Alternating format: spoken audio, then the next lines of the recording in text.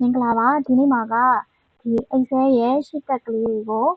ကာလာပေးနည်းလေးကိုပြပြပေးမှာဖြစ်ပါတယ်အဲ့တော့ဒီမှာဆိုရင်တော့ရှစ်တွေအများကြီးရှိရဲဒါပေမဲ့အဲ့နှစ်ခုတွေကမှဒီ BM ဆိုတဲ့ရှစ်ရဲ့ဒီ boss ဆိုတဲ့ရှစ်နှစ်ခုရဲ့ဒီရှစ်တက်ကလေးတွေကိုကာလာပေးပြမယ်ပေါ့နော်အဲ့တော့ကိုကာလာပေးခြင်းနဲ့ဒီရှစ် name ပေါ်မှာ right click ထောက်ပါပြီးတော့တက်ကာလာကိုသွားအဲ့တော့ဒီဟာလေးကိုအပြာရောင်လေးထားမှာမို့လို့အပြာရောင်လေးရေးလိုက်မယ်ကိုကြိုက်တဲ့ကာလာပေးပေါ့နော်အခုကတော့အပြာရောင်လေးပဲထားလိုက်မယ်အဲ့တော့ဒီမှာဆိုရင်ဒါဒီရှိကိုဝင်ထားတဲ့အတွက်သူကဒီအောက်ခြေမှာအပြာရောင်လေးလေးပေါ်နေရပေါ့နော်အဲ့တော့ဒီ boss ဆိုတဲ့ရှိကိုသွားလိုက်ရင်ဒီဘက်မှာတော့အပြာလုံးလုံးပြန်ပေါ်သွားတယ်ပေါ့နော်အဲ့တော့ဒီ boss ဆိုတဲ့ရှိကိုကြတော့အဝါရောင်လေးပေးမယ်အဲ့တော့ right click ထောက်ဒီရှိနှိမ်းပေါ်မှာ right click ထောက်ပြီးတော့တက်ကာလာကိုရွေးဒီမှာအဝါရောင်လေးပေးလိုက်မယ်ပေါ့နော်အဲ့တော့ဒီမှာဆိုလေအောက်မှာအဝါရောင်ပြည့်ပြည့်လေးပေါ်နေလိမ့်မယ်ပေါ့နော်အဲ့တော့ဒီတခြားရှိတွေကိုသွားတဲ့အချိန်မှာဒါဒီရှိရပေါ်မှာပေါ့နော်အဲ့တော့ကိုကဒီရှိတွေအများကြီးဖြစ်လာတဲ့Excel သုံးနေတယ်ရှိတွေအများကြီးသုံးနေရတယ်ဆိုရင်ဒါကိုမြင်တာအောင်လို့အမှတ်သားလုပ်ချင်တဲ့အချိန်မျိုးမှာ